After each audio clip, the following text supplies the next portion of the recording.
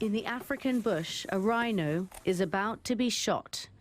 But this isn't a poacher. He's a vet trying to save the animal's life. This rhino had been attacked for her horn, which can sell for $250,000 on the black market in Asia, where it's falsely believed to have healing properties. It's incredible being this close to a rhino. But what's really amazing is that she's still alive. Poachers took off her horn and part of her face with a chainsaw. Eusebio has poached 5 rhino horns, earning him $10,000.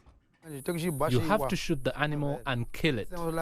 Once you're sure it's dead, you cut the horn off and move on. It's an interesting development, isn't it? I'm keen to find out from you who exactly is affected and how many. Well, 1 million Bangladeshis, Filipinos, Indians, Pakistanis, Sri Lankans, Yemenis, they all went home in the last 3 months alone. I mean, the border, for example, of Yemen, they've been overwhelmed with busloads of 6,000 Yemenis in the last 2 days. And I also heard of 3,000 Indonesian workers. They actually packed up their bags and spent the night under a flyover in Jeddah, giving themselves over to the authorities so they wouldn't get picked up in raids. Doha may look uber-modern with glittering skyscrapers and innovative architecture, but outside the heart of the city live the army of poor foreign labourers who built it. They stay in row upon row of cheap housing that stretch for miles. No wonder they've been dubbed the labour camps. No one can understand our feelings. We just a labor. All people hate us. This block of flats looked good from the outside. In fact, it's meant to be one of the better places. But inside, it's 8 men to a room. This kitchen is shared by 20 people. And as you can see, it's both filthy and basic. The bathrooms are even worse. Why is King Abdullah doing this? Is this something to do with the Arab Spring? Is he trying to be a modernist?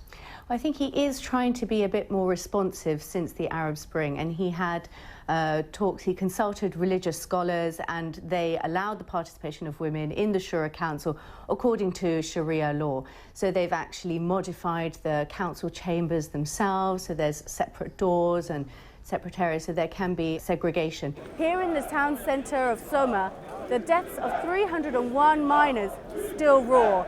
And these workers here are demonstrating for better and safer working conditions. People just did not listen to the curfew and were still out on the streets. The police were pushed back and actually just had to let them. They were completely overrun. Then the army came onto the streets in armoured personnel carriers to try and keep some form of peace. What the protesters and people have been asking for is for Mubarak to step down. So for him to just sack the government, I really don't think that's going to be enough. People on the streets have been very passionate and continuing all through the night, and we're expecting more to come out in the morning. How would you assess the events of Friday? I mean, some people are saying that this is perhaps the most momentous day in recent Egypt history. Yes, I think that's very true. That it's completely unprecedented. This has not been led by any party. This has been a real popular uprising. The strikes are happening against a backdrop of 3 years of political upheaval, which has battered the economy. But the revolution was largely about improving the lot of the poor. Bread, freedom, social justice, not something many are willing to let go of after all the uprising has cost in terms of blood. Speaks to BBC's Leana Hosea, who joins us now from Tunis, and I think you were caught up in those demonstrations as well. Just give us an update on what happened. Well, it started off in the morning, straight after Friday prayer. Hundreds of people were marching towards the embassy, shouting, God is great. They felt very insulted by the film. They wanted a proper apology from the United States. We got to the embassy, clashes quickly broke out. I'm at the Arizona 1 uranium mine, and this is the uranium ore, which has been dug up from 400 meters underground. I'm about to go all the way down.